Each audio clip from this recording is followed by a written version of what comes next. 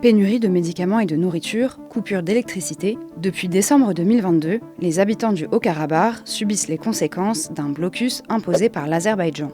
Le 23 avril, une nouvelle étape a été franchie avec l'installation d'un checkpoint officiel ici, au niveau du corridor de Latchine. C'est là qu'est situé le seul axe routier reliant la région à l'Arménie.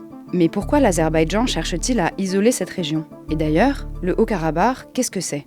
Cette région montagneuse est majoritairement peuplée d'Arméniens. Son drapeau est d'ailleurs très proche de celui de l'Arménie. Le Haut-Karabakh a proclamé son indépendance il y a plus de 30 ans, juste après la chute de l'URSS.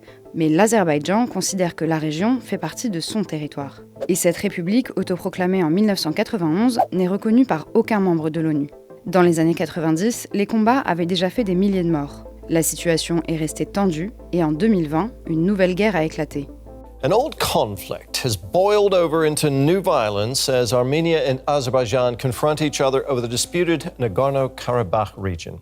13 jours de combats qui font de nouveau plusieurs milliers de morts. Et le jeu des alliances internationales complique la donne, car l'Azerbaïdjan est soutenu par la Turquie alors que l'Arménie est soutenue par la Russie.